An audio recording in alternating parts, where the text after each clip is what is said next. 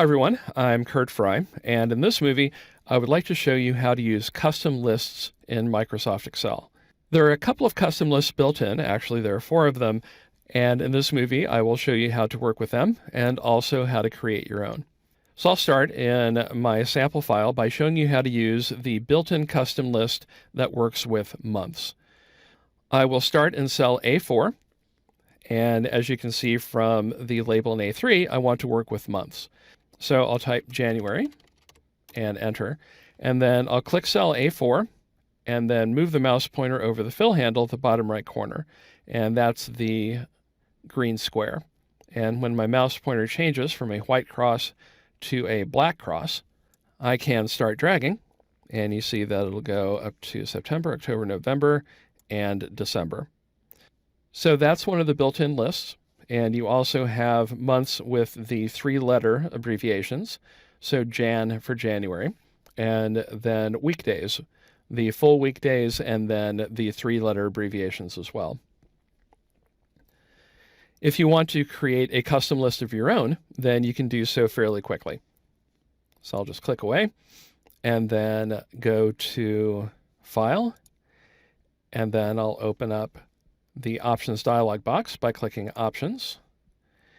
And in Excel Options, I'll go to the Advanced page, and then I'll scroll almost all the way to the bottom.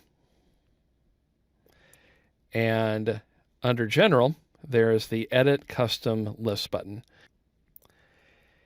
And I get the Custom List dialog box. And you can see the 4 built-in lists that I described. If I want to add a new list, then I have a couple of options. I can either type in the list entries here in the List Entries panel, pressing Enter after each one, or I can import values from a worksheet. And you can see here in C4 through C11, I have the values for a new custom list. So I will click the Collapse dialog button here. Not strictly necessary, but it lets you see more of your worksheet. And then I'll select C4 through C11 and expand the dialog. So that's there, and I'll click Import. So there are the values, and they have been added as a custom list. And I'll click OK, and click OK again, and there we go. So now that I have my custom list, I can use it like I did before with the months list. So I'll type in cell E4, living room, and enter. And then click cell E4 again and drag the fill handle down. And you see it goes kitchen, bedroom 1, bedroom 2, and all the way down to bathroom 3. And I'll delete those values and say that I start from kitchen.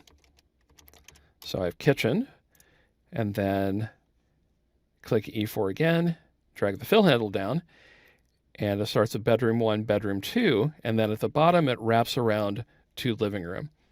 So anytime you reach the end of a list, if you're extending the values, it will go back to the top and continue on from there. You can also use custom lists to sort, and this will be very useful if you have lists of months and they are sorted in alphabetical order. So you start with April, then go to August. So the technique that I show you here will work with months as well. So the first thing you do is select the values that you want to sort. And then on the Home tab of the ribbon, go to the Editing group, click Sort and Filter, and then click Custom Sort. You need to do Custom Sort so you can get to your custom list. When the Sort dialog box appears, you can see that in Sort By it says Sort using a custom list. And that is the name of the column that reflects the value in cell G3.